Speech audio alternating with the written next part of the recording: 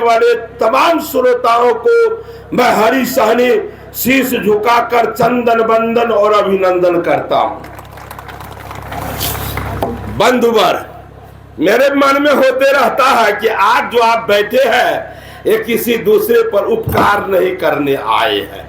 आपके जैसे आप स्मरण करें, जब देश गुलाम रहा होगा तो कुछ ऐसे ही लोग, समाज सेवी लोग बैठ बैठ कर, जगह जगह छुप छुप कर बैठकर बैठक किए होंगे कि देश कैसे आजाद हो।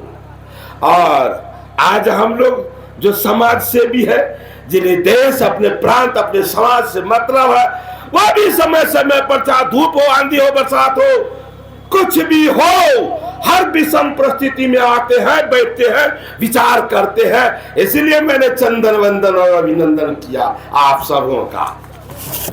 आज एक बात, जब गांव के चौपाल में बैठता हूं ना, तो जब पूछता हूं, जो बूढ़े रहते हैं बैठे हुए, उनसे पूछते हैं कि चाचा एक बात बताइए, अपने कलेजे पे हाथ धरकर अपने इष्ट देव को स्मरण करके बताइएगा, मिथ्या नहीं बोलिएगा। ये आपने बहुत सरकारें देखा, लेकिन नरेंद्र मोदी जी के कार्यकाल में जो गरीब के लिए योजना बना, वो कभी इससे पहले बना था क्या? तो बोलता कैसे है, नहीं बाबू नहीं, ये तो मोदी जी से हाथ भी कहता है नहीं, गर्दन भी, देह भी, और जुबान से भी बोलता है नहीं। तो ये बात केवल आपके यहाँ नहीं, केवल बिहार में नहीं, ये पूरे देश में है। ऐसे लिए दुनिया का सबसे लोकप्रिय नेता, गरीबों के मसीहा, भारत के यशस्वी प्रधानमंत्री युग पुरुष नरेंद्र भाई मोदी कहलाते हैं।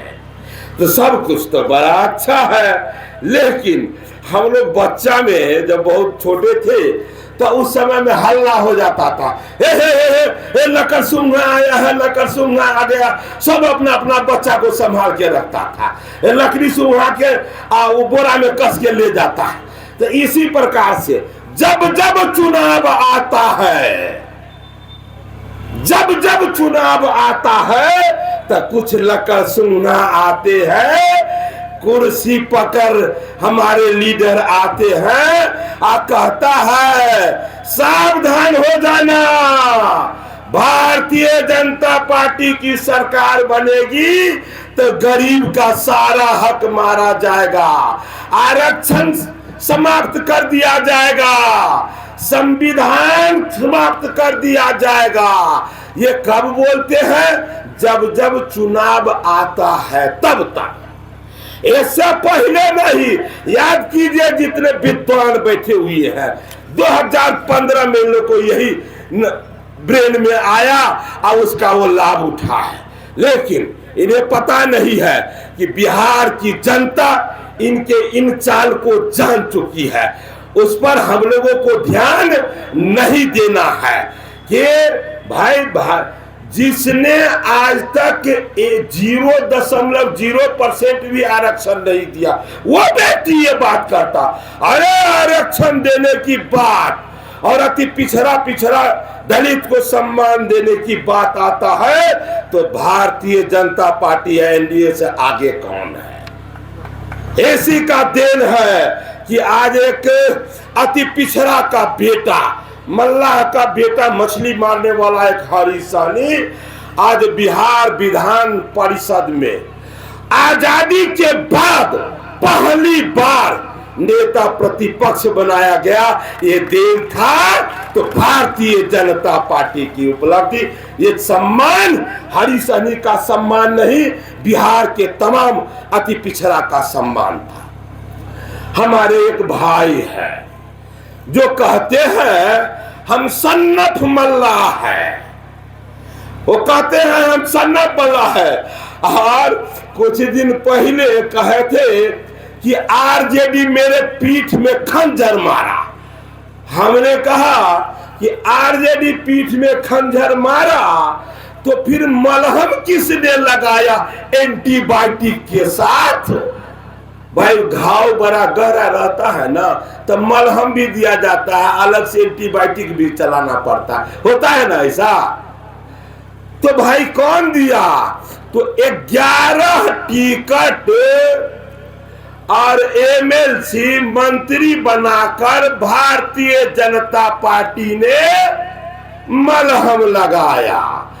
और एंटीबायोटिक क्या था? एंटीबायोटिक था कि उसने कहा हमारे सरकार से कि हमको बिहार सरकार पर भरोसा नहीं है, मेरे जान का खतरा है। हमारी सरकार पूछा कि फिर हम आपको क्या करें? तो केंद्र सरकार द्वारा जो हमको सुरक्षा मुहैया कराइए। तो फिर केंद्र सरकार का सुरक्षा उनके साथ था, सब लोग देखे हैं ना। तो वो भी कराया। ये सब किसने कराया? भारतीय जनता पार्टी ने कराया। लेकिन वो जब हार गए, कहां से हारे? जहां से मल्लाहों का भारी दबदबा है, वहां से जब हार गए, फिर एमएलसी बनाकर मंत्री बनाया गया। मंत्री बनाने के बाद मल्लाहों को, निषादों को पूरा पूरा बढ़िया से पीठ में खंजर, केवल पीठ में नहीं, कलेजा पर खंजर, पीठ में खंजर मारने का काम किया। क्या किए भाई मंत्री बनकर?